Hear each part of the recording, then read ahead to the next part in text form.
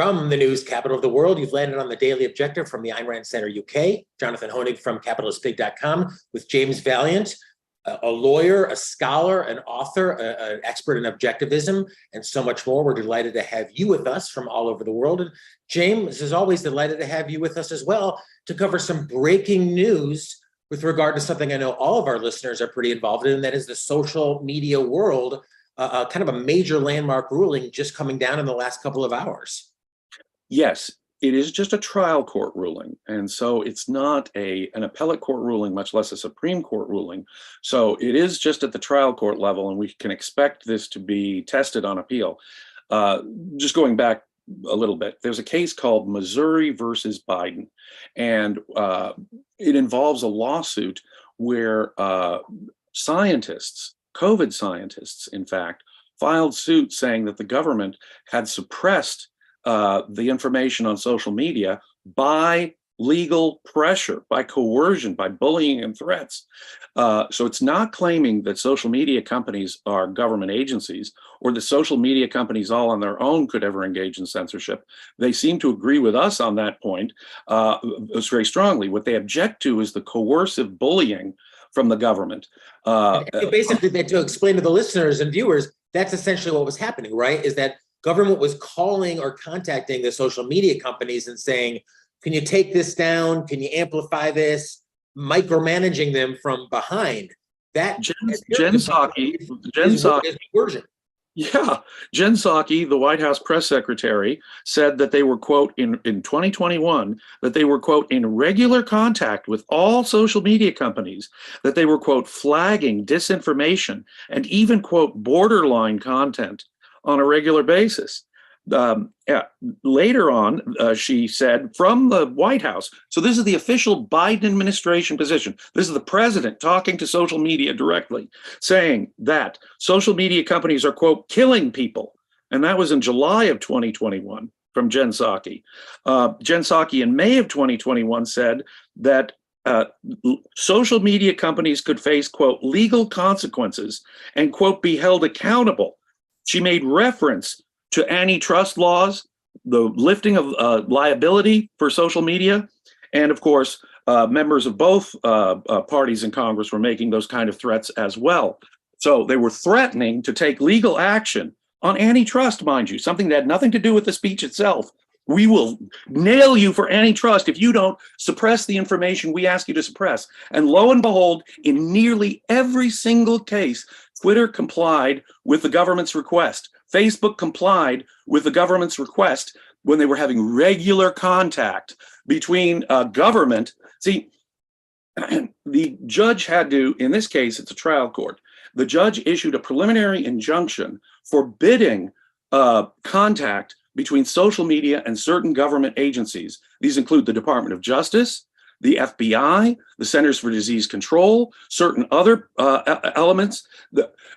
It turns out that some of the disinformation turned out to be exactly true, of course, and the government has no business saying this is disinformation, this is misleading. That is, if the government had done it themselves, we'd clearly call it censorship. But if they're putting a gun to private companies' heads, isn't that a form of indirect censorship? That's actually the point I want to bring up, Jim. I mean, people, I think most people out there still don't understand, I believe, the objectivist perspective that censorship can only be committed by the government. Here's Ms. Rand's words. Censorship is a term pertaining only to government action. No private action is censorship. No private individual or agency can silence a man or suppress a publication. Only the government can do so. Now, I'll play devil's advocate for a minute here. What about those who say, look, counselor, it's not like the government was forcing Twitter to take down those messages questioning vaccines. They were just recommending, they were just suggesting that Twitter would do it. Oh, come on. They were acting like gangsters. They were making them an offer they couldn't refuse. Yeah, it'd be a shame if anything happened to your liability exemption around here, although it has nothing to do with this. It'd be a shame if we filed an antitrust suit against you guys, wouldn't it?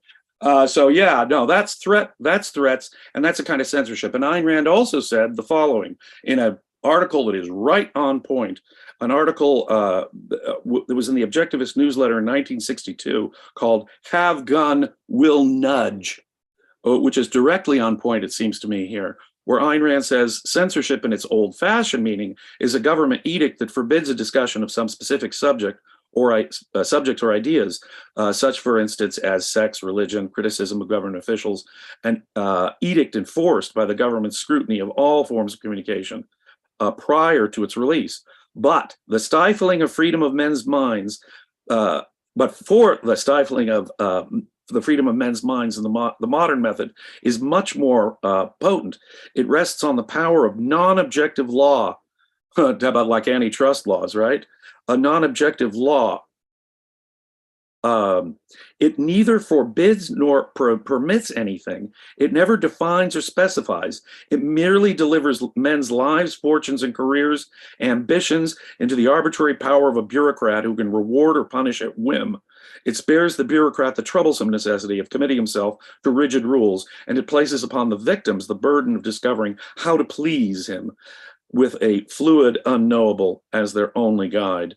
Let me suggest that what Ayn Rand nailed it there and completely anticipated this precise case here. So while it is true censorship is only government action, it must be physical coercive force.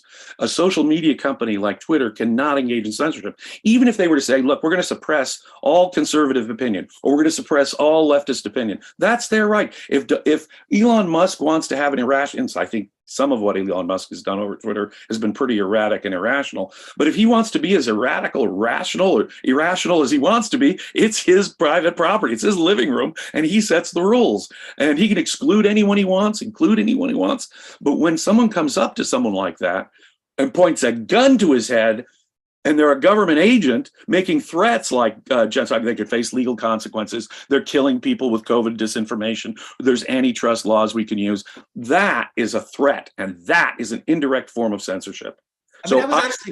Three cheers to this judge. Yeah, I was furious, Jim, actually, when I read this, and I was thinking to myself, this is what government is doing. You know, they're contacting private publishers, private social media companies, and making suggestions about what tweets should be promoted, what tweets should be taken down. And, you know, with one of the folks who worked on the case described it as Orwellian. And, you know, I think in this case, it's pretty appropriate. The judge said that this is like the Orwellian Ministry of Truth. That's the judge in issuing. We have a link, I think, to the opinion in the show notes. I hope we've got that. Where people can read a long opinion himself. The judge makes all of these really good factual and legal points along the way, because the Supreme Court has opened free speech up beyond prior restraint laws. Why is there not the anger and vitriol, I think, against the government in this case, as there was against the social media companies for years now? Oh, they're stifling free speech.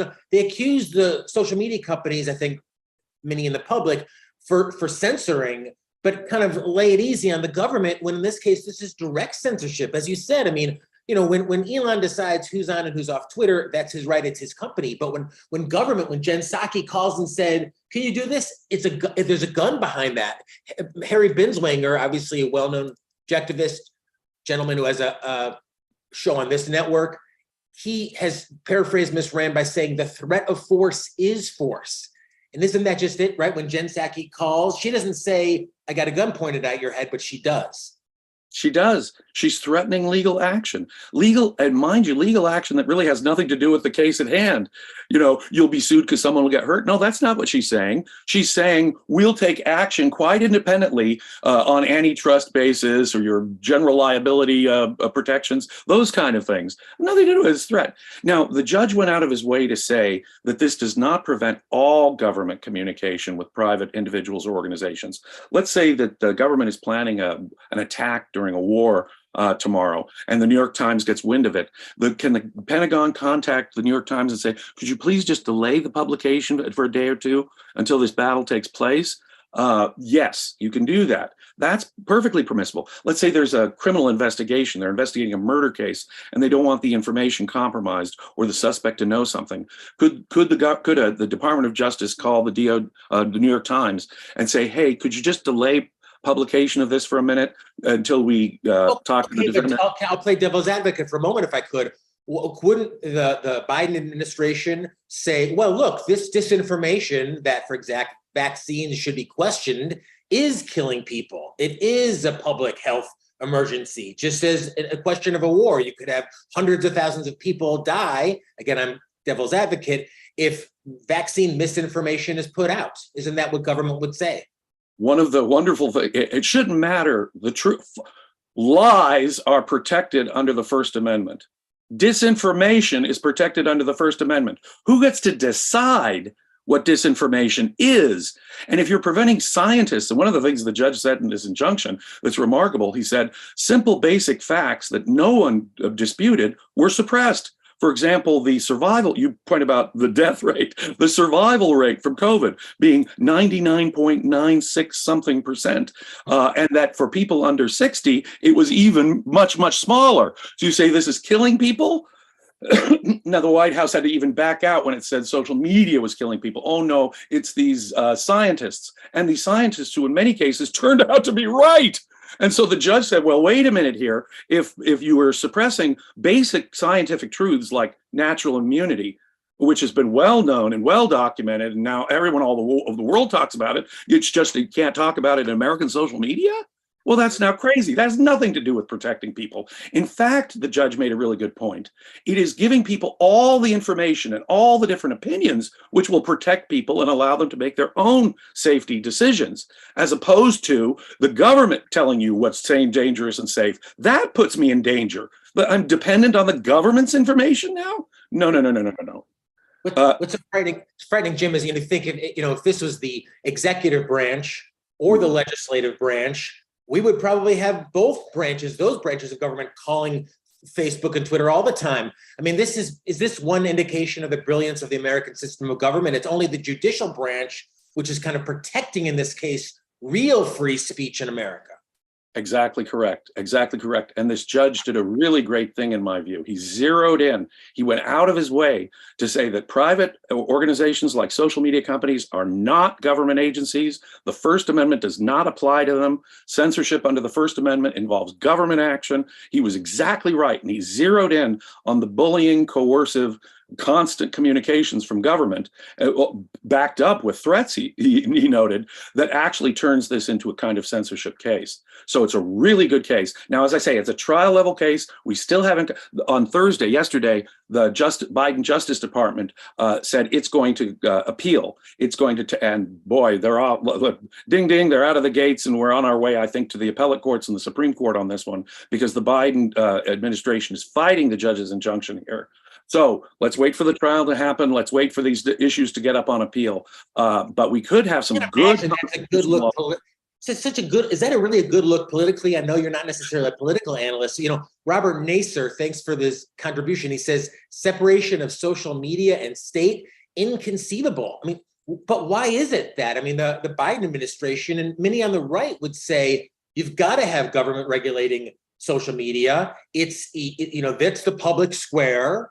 We can't just have anyone running it. We need to make sure there's rules of the road. So this is what makes this judge ruling so exemplary, is that there's few voices for true freedom of speech these days. The right to have your own house, if you will, and decide what is said inside of it. Some of the worst culprits here are Republican congressmen who kept asking for antitrust prosecution of social media. They don't like, a lot of these conservative commentators like Tucker Carlson, they don't like big tech because they're big. They don't like big tech because they're just these out of control tech companies. They're anti-corporate, they're anti-big. They don't understand capitalism or censorship if it bit them in the rear end. So yeah, these conservatives don't have the first clue. So what you got right wingers who do not understand what makes this case special, and on the other, so they're kind of yawning in some ways in some quarters, and in other cases, this is not even addressing the issue as far as Tucker Carlson's concerned in a serious way. And then on the left, you've got, oh no, they're in favor outright of censorship. They think what they call not only disinformation but borderline information the government should be able to suppress. And on total issues that have nothing to do with national security or physical safety. That's crazy. And once again, the total blurring of Ms. Rand's concepts of political power and economic power. Exactly. When your viewers call and say, can you take a tweet down? That's economic power. But when the government calls and says, can you take a tweet down? That's political power. Catherine Casico, thanks for your contribution. Jim, she wants to know, do you have any guess on the trajectory of the case? Where does it go from here? Yeah, I think, well, the judge here was appointed by Trump. And so this is not totally unexpected that the ruling would come down like this. The Federal Circuit Court of Appeals that he's under, however, has previously overruled this judge on a couple of occasions. So I'm not sure how it'll fare in the Fifth Circuit Court of Appeals. It'll probably depend on which 3 judges are appointed to the 3-judge panel to decide it. But all that aside, this thing is probably heading to the Supreme Court, where I actually think they'll have very friendly ears listening to them on this, and it could include some of the left-wing members of the Supreme Court, not just the right-wing members, but I expect Gorsuch and Roberts and people like that, even Clarence Thomas, to be able to see the issue here and to see this as a real issue of censorship, as opposed to the pseudo-censorship that the right has been basically kvetching about for the last 5 years. Thank you, Christopher Smith, for your generous contribution as well. Jim, Dr. Brooke, your own Brooke, always talks about the necessity for a separation of state and economics. Do we also need a separation of state and speech? Yes. Well, we thought the founding fathers had built that into the system. Freedom of speech, freedom of press are built into the very First Amendment of the Bill of Rights. And the courts have indicated, yeah, you can't have prior restraint, but they've also expanded it beyond that. Any kind of government bullying or coercion, government force is the key here. Government bullying and threats of coercion, that can be censorship, even if it's not prior restraint. But it only applies to the government. Thank goodness we still have decent Supreme Court law on this. Private individuals are free to say whatever the heck they like. Yeah, and actually, I mean, I'm of the mind that we really could have maybe buoyed by this ruling. And I don't know if you think maybe this is an indication of a sea change here. We've got Mark Zuckerberg and Meta coming out with what they're calling a Twitter killer. This is Threads. So, we could see some really great competition in the social media space for more voices, differentiated voices, better user experiences, and how, why would anyone invest in this space knowing that they're going to get a call from government saying, we need you to change your business policy. So maybe this is a good indicator. It will bring more innovation, more capital into the space, knowing that government's going to have a harder time intervening. Competition is the key. I heard your wonderful discussion yesterday. We had a great ARCUK discussion yesterday on just that. Threads, the new Meta outlet. I signed up for Threads an account yesterday and linked it to my Instagram account. And I heard you also on Varney this morning talking about Threads. So I think competition really is the answer here. You got Elon Musk over here now taking over Twitter. Meta may have a real competitor here now with Threads against Twitter. So why don't we let market forces work this out? Can you imagine if, you had all these competitors, but government kept calling Twitter, not Elon's or not Zuckerberg, called Twitter's, well, you guys got to do this, you got to do this. So even that is that little quiet finger of government force can tip the scales tremendously. If the government, this is a key though here, censorship in this case depends upon a deeper point, a separation of state and all of economics. If the government didn't have the power to regulate antitrust, if the government didn't have the power to make that threat, if the government didn't have the power to engage in confiscatory taxation, which is, in my view, another gun put to their head, et cetera, et cetera. If we separated state and economics and got the government out of economics altogether, or at least as much as we can, then this problem would go away. This implicit censorship through threats of economic regulation would go away. So civil liberties, once more, critically depend on property rights and economic liberties, ladies and gentlemen. You can't have one without the other in the long run. It's economic regulations that are here, a kind of censorship on speech. Think about that. Civil liberties and economic liberties are tied like that. It's easy to see. If the government owned all the newspapers, all the printing presses, it's clear to see that would be censorship. But even if if you take the fascist model of economics, right? All the printing presses are privately owned, only the government tells them how to use those printing presses. That too is censorship. That too is totalitarianism and the suppression of our basic rights. And maybe the single most important right, because if we don't have freedom of speech, then we have lost the power to convince others, to persuade the world, to change the world, to peacefully change things in the English-speaking world to a better condition. And Ayn Rand said that could cause us to get to a point where we need to revolt. I agree. Wasn't one of Miss Rand's indicators of a dictatorship was the loss of free speech. Precisely. She said that's one of the key lines. And it was one of the things cited, by the way, in the Declaration of Independence as one of America's justifications for breaking with Great Britain.